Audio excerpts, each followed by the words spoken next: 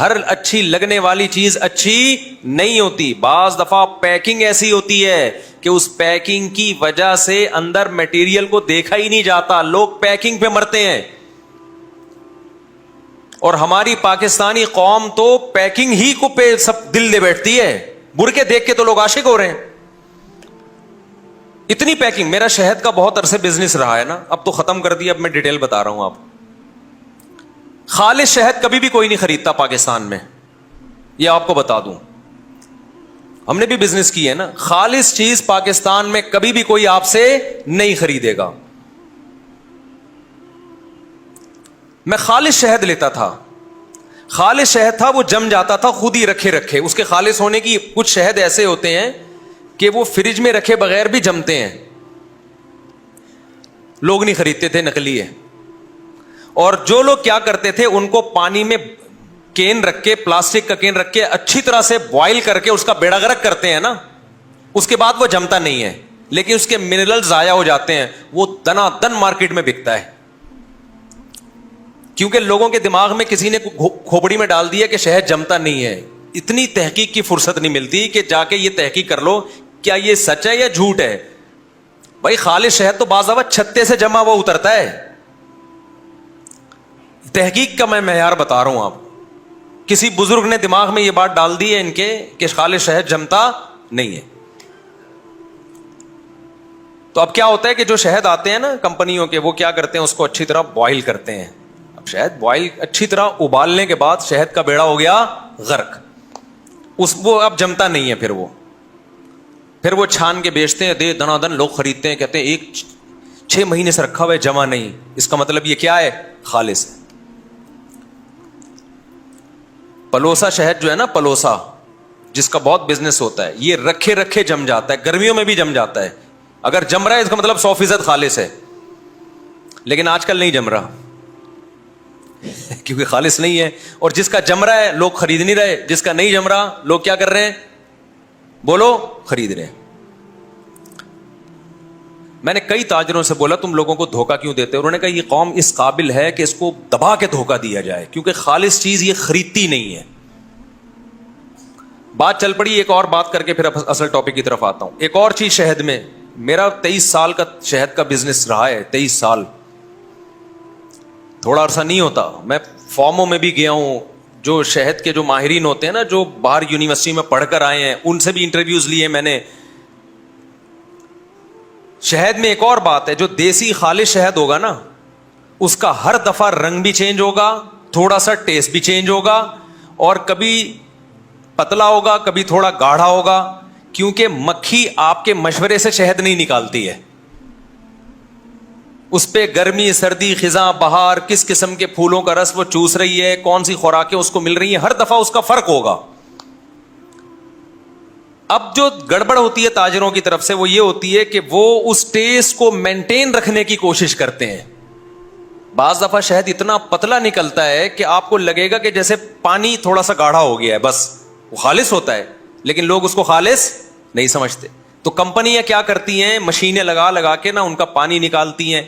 اس کے جو ایک خاص اس کا ٹیسٹ بھی پورے سال ایک جیسا ٹیسٹ رہے گا اس کا, یعنی پورے سال ٹیسٹ کیسا رہے گا, چینج ہی نہیں ہوگا. ابے مکھی کو کہاں سے اتنی سمجھ آ گئی کہ اس ٹیسٹ کا پیدا کرنا ہے میں نے. تو وہ عجیب عجیب چیزیں, گلوکوز والے شہد پی رہے ہوتے ہیں, کہتے ہیں خالص. شہد کا ذائقے سے کبھی پتہ نہیں چلتا کہ یہ خالص شہد ہے. بعض دفعہ اصلی شہد کا ذائقہ اچھا نہیں ہوتا, ہیک ہوتی ہے اس میں, ایک اسمیل ہوتی ہے. اور 2 نمبر شہد ایسا کہ انگلیاں چاٹتے رہ جاؤ آپ, لوگ کہتے ہیں یہ ہے خالص. تو پاکستان میں ایمانداری کے ساتھ بزنس جو کر رہا ہے نا, اس سے بڑا بیوقوف دنیا میں کوئی بھی نہیں ہے. کیونکہ پیسہ تو ملے گا نہیں, تعریف بھی نہیں ہوگی, لوگ اس کو 2 نمبر سمجھیں گے. تو اس سے بہتر ہے لعنت بھیجو. کیا خیال ہے؟ پاکستان میں آپ اگر 1 نمبری کے ساتھ بزنس کر رہے ہیں تو پیسہ تو ملے گا بھی نہیں, لیکن انسان کہتے ہیں چلو عزت تو ہوگی نا, لوگ بولیں گے 1 نمبر ہے, وہ بھی نہیں ہوگی, لوگ بولیں گے 2 نمبر چیز بیچ رہا ہے. سمجھ رہے؟ اور جو 2 نمبر چیز بیچ رہا ہے, لوگ پیسہ بھی ملے گا اور عزت بھی ملے گی. اس کے اور بہت ساری میرے پاس مثالیں, لیکن یہ آج کا ٹاپک پھر رہ جائے گا ہمارا, جو میں ٹاپک لے کے چل رہا ہوں. یہ کبھی آپ چھاؤں میں الگ سے ملیں گے تو میں آپ کو بتاؤں گا. کاروباری دنیا میں کیا کیا ٹوپیاں کرائی جا رہی ہیں, اور وہ تاجر مجبور ہے, کہہ رہے یہ خود کہتے ہیں ہمیں ٹوپی پہناؤ گے تو ہم خریدیں گے, ہمیں خالص چیز دو گے تو ہم نہیں خریدیں گے, کیونکہ ان کے دماغ میں گھسا دیا کسی نے کہ شہد جمتا نہیں ہے, کتا نہیں چاٹتا شہد کو, پتہ نہیں کیا کیا خالص شہد کی یوٹیوب پہ علامتیں پڑی ہوئی ہیں, وہ نہیں بنے گی, یوں دھار نہیں ٹوٹے گی, فضول قسم کی باتیں, دھار نہیں ٹوٹے گی اس کی, جو چیز گاڑھی ہوتی ہے اس کی دھار نہیں ٹوٹتی, جو پتلا شہد ہوگا اس کی دھار ٹوٹے گی. یہ گوروں میں نہیں ہے یہ فضول چیزیں, وہاں تو لوگ جمے ہوئے شہد دکان سے خرید رہے ہوتے ہیں, ان کے پاس تھوڑا شعور ہے, وہ ڈاکٹروں سے پوچھ لیتے ہیں, شہد کے ماہرین سے پوچھ لیتے ہیں. ہمارے یہاں ماہرین ہی نہیں ہے, جو یوٹیوب پہ جو منجن بیچنا چاہے بیچتا ہے, کوئی نہیں لا رہا ہے, کوئی وہ لا رہا ہے, ایسے ایسے پھینکوں, میں نام لے لے کے بتا سکتا ہوں کون کون بڑی بڑی پھینک رہا ہے.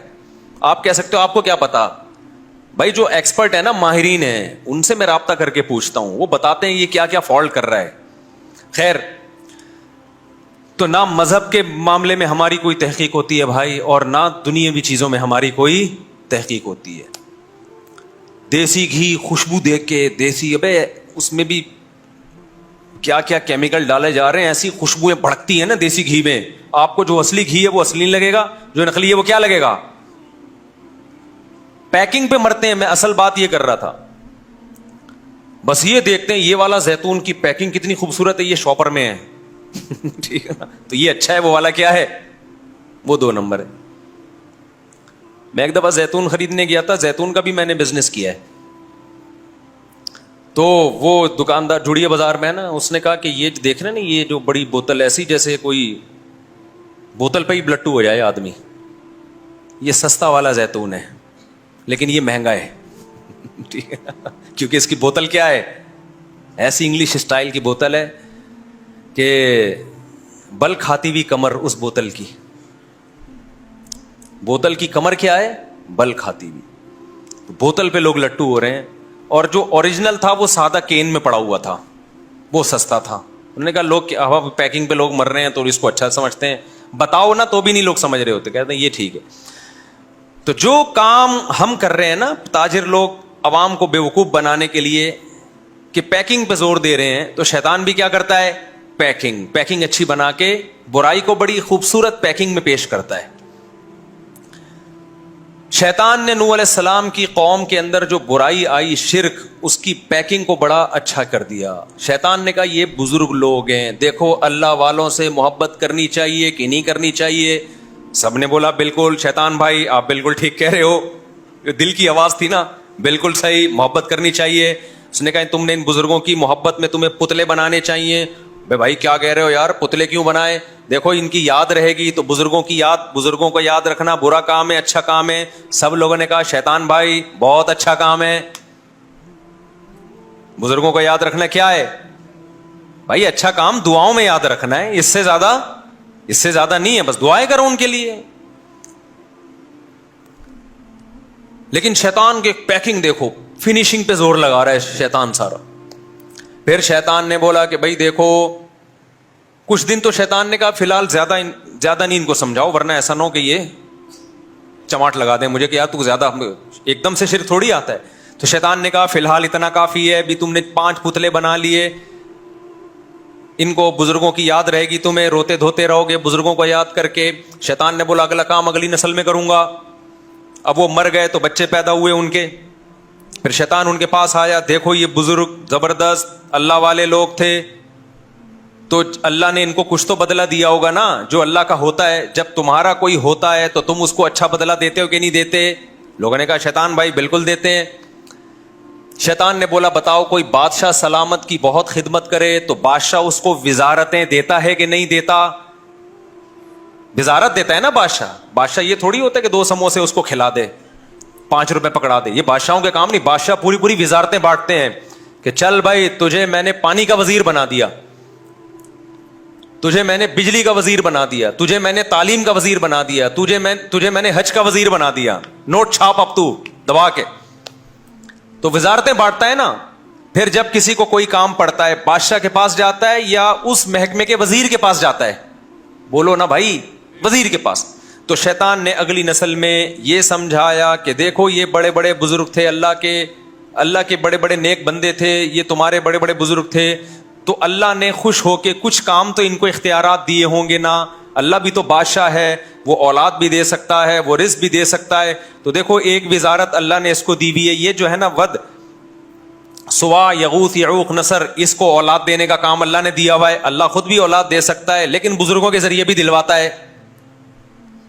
اور دیکھو یہ والا جو پتلا ہے نا, یہ جو بزرگ تھے, جب تمہاری رزق کی تنگی ہوگی نا تو اللہ بھی رزاق ہے, لیکن اللہ ان بزرگوں کو بھی اللہ نے اختیار دیا ہوا ہے.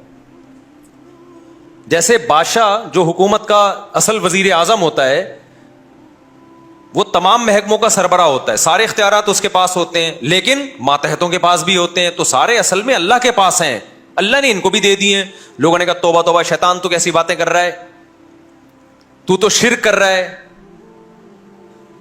شرک کر رہا ہے نا, تو ہمیں شرک پہ ہم ان سے مانگے. شیطان نے کہا اصل میں یہ ذریعہ ہے, مانگ اللہ ہی سے رہے ہو, ذریعہ کون بن رہا ہے, یہ بن رہے ہیں. اس لیے میں کہہ رہا ہوں ایکچولی تم میری بات سمجھنے کی کوشش نہیں کر رہے. ایک امام صاحب کی نا ہوا نکل گئی نماز میں, اب انہوں نے بتایا نہیں, آخر میں سدا صحب کر لیا. لوگوں نے پوچھا امام صاحب کوئی غلطی تو آپ سے ہوئی نہیں ہے, آپ نے سدا صحب کس بیس پہ کیا؟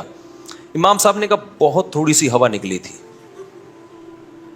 لوگوں نے کہا اس سے تو وضو ٹوٹ جاتا ہے, نماز ہی نہیں ہوتی. انہوں نے کہا یار اتنی نہیں نکلی تھی کہ وضو ٹوٹ جائے, بہت تھوڑی نکلی تھی. لوگوں نے کہا ابے بھائی جتنی بھی تھوڑی نکلے اس سے کوئی فرق نہیں پڑتا.